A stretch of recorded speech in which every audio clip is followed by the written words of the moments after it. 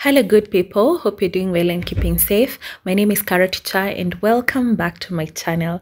Thank you very much for being here. It's on a Saturday and our school is full of parties. So currently I'm at Form 3S party where I am the class teacher, and on this day there were other 3 school parties. So let me give you a small update of what has been happening. So in Form 2, we were constantly the last in our exams, that is 8 out of 8. Then there's a video that we've done with some other subject teachers where we went to the class and talked to the boys, and they improved from position 8 to position 6. Then later on, the parents also came in, did a small party for the boys, and they also promised a bigger party for them if they were to do better in their exams. And guess what? That has really worked magic, because on this day we were position 3 out of 8.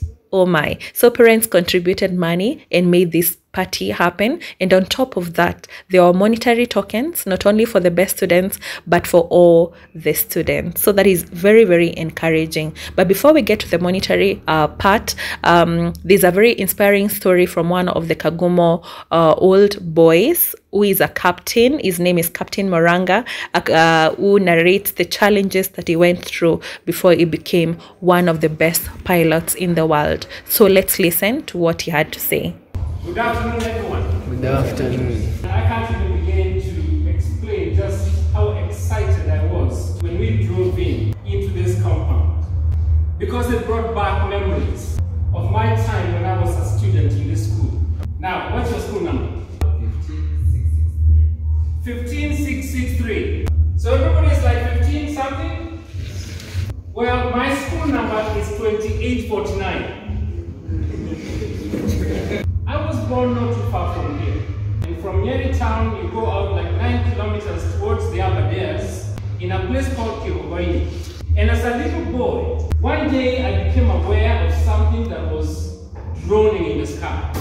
It was a little plane. There just seemed to be a connection between me and that little machine. I was less than 5 years old. I developed a dream that one day I want to become a driver of aeroplanes. Now, I didn't know that a driver of aeroplanes is called a pilot.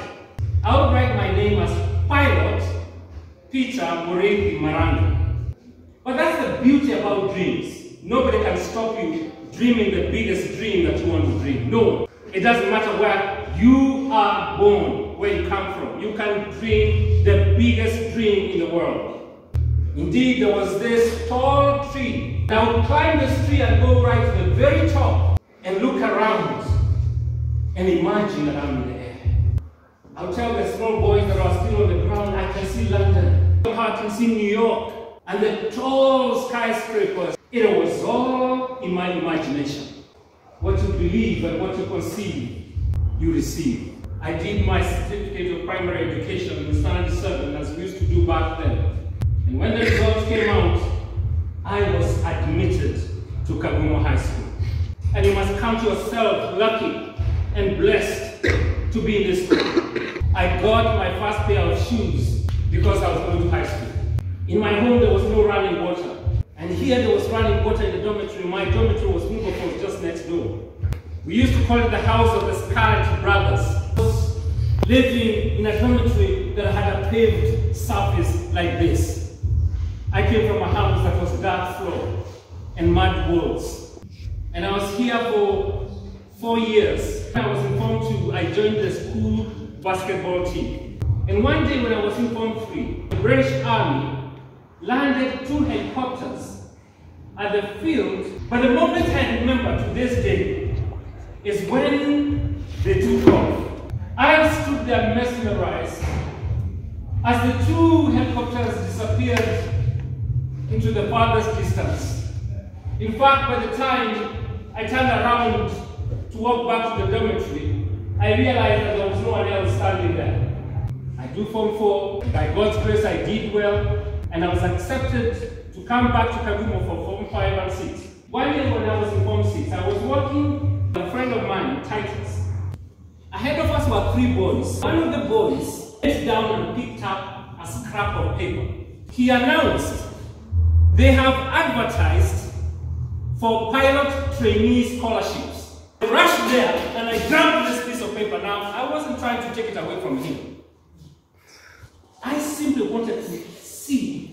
just read out. It was muddy, it was torn, but all the information concerning a pilot scholarship, trainee scholarship program was right there. I went and wrote an application.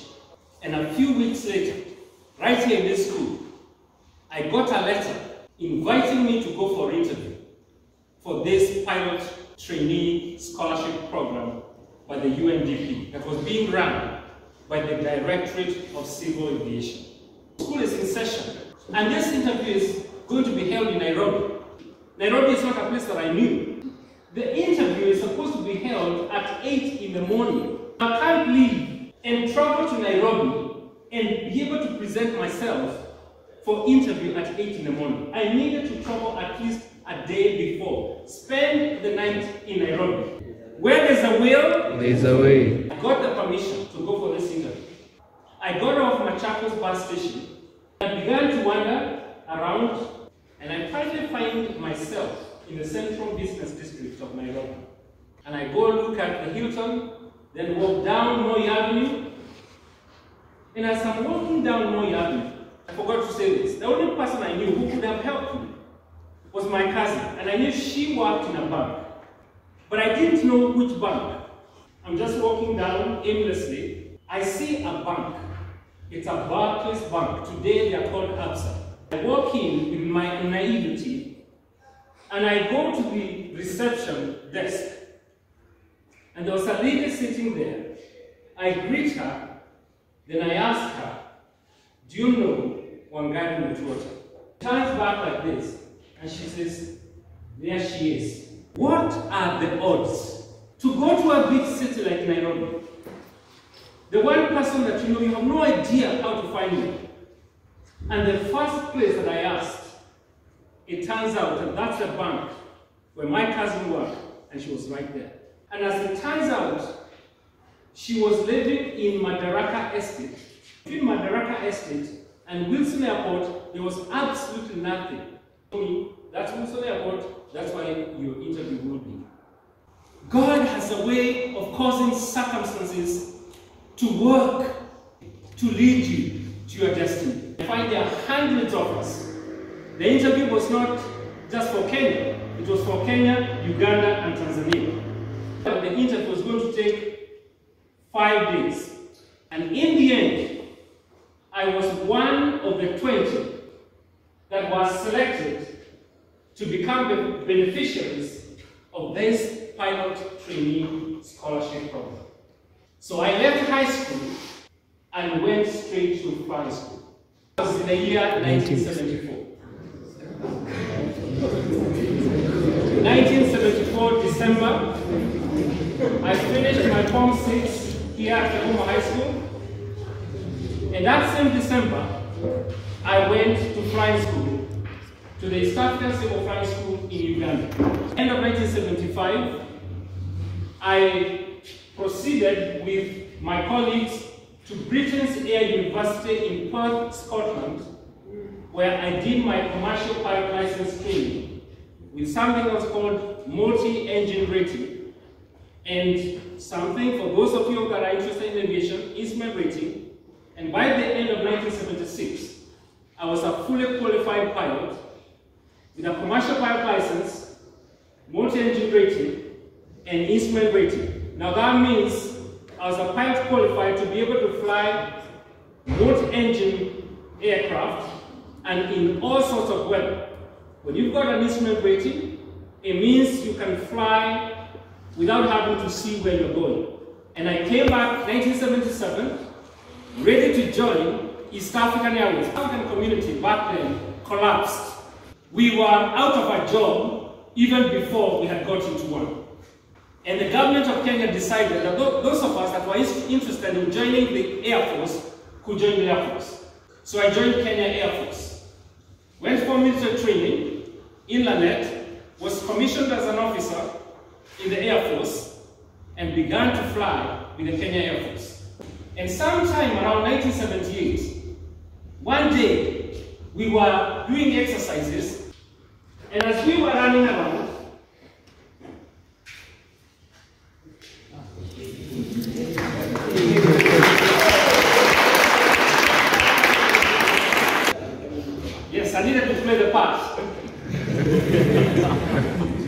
And I just felt dizzy and fainted. It was only a few seconds, and I picked myself up, and I was taken to the clinic. The doctor checked me, said nothing wrong. It looks like this is just exhaustion, but we need to do a few more checks. And we do all sorts of checks. Nothing found. But because of that event, I was grounded, doing a desk job. But my passion is where? It's in the sky. Yet I was so frustrated. One day I just woke up and wrote a letter of resignation. I was full of energy and I couldn't allow myself to be contained. In fact, when the commander said to me, this has happened to other people, but at the very most, it can only take about a year and you'll come back fine. A year, I could not hear of it. And young people, when you are in your age, or early 20s, like I was, 1 year is like forever.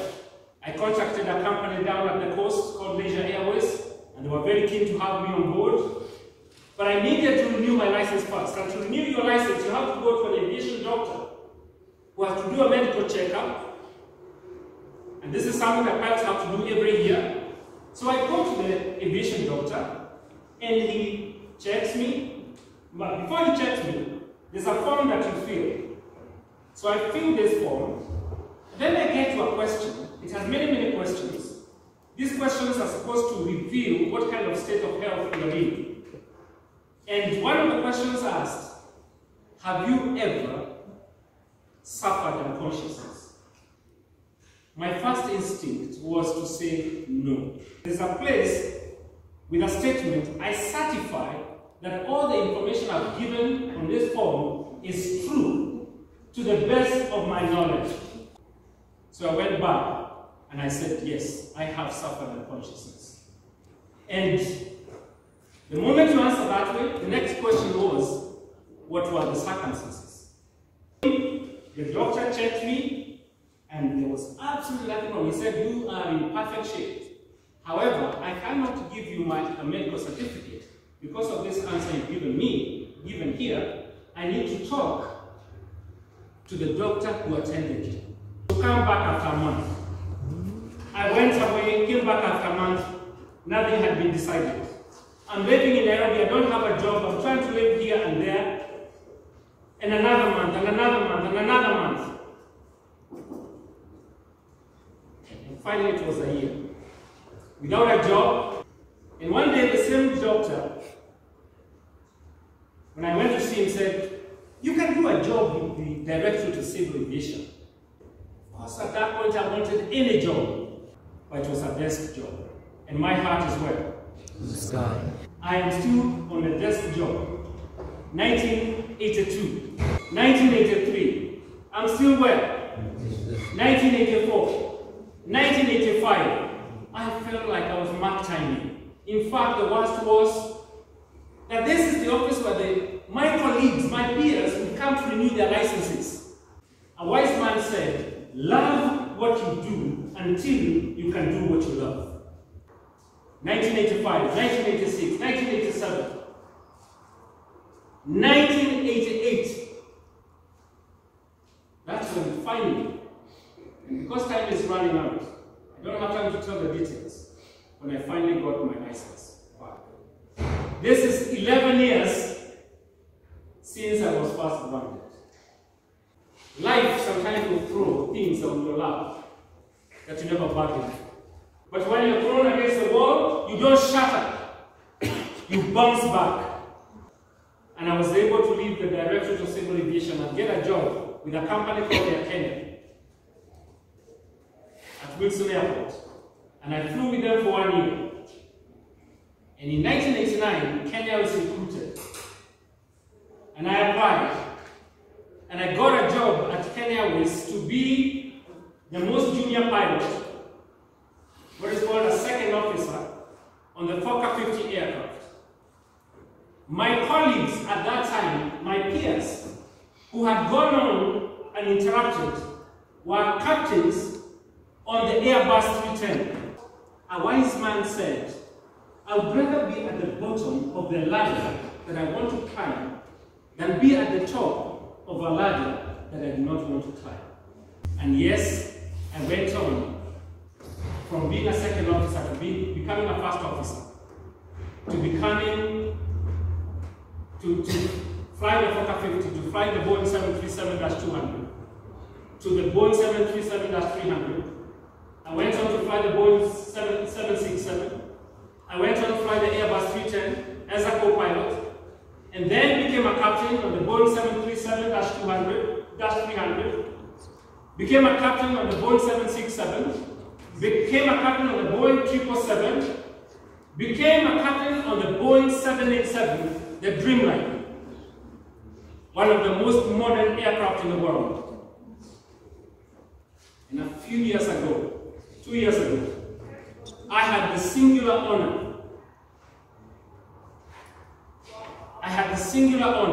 of doing my last commercial flight on the Boeing 787 with my own son sitting beside me as my co-pilot.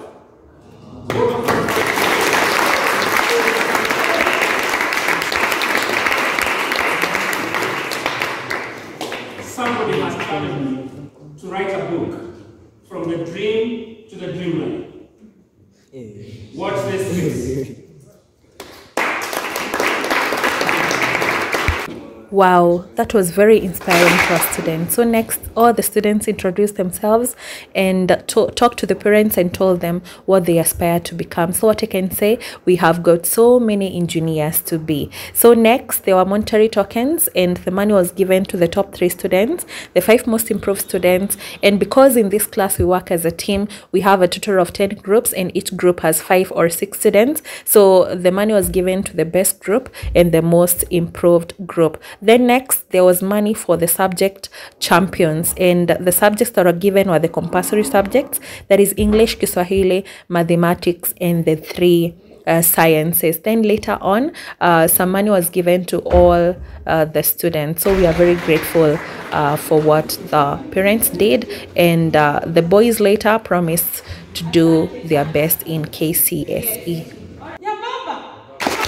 Later on, there were words of encouragement from the parents and the students, and later, as we were finishing, there was vote of thanks. So thank you so much to the parents for organizing this party for our boys.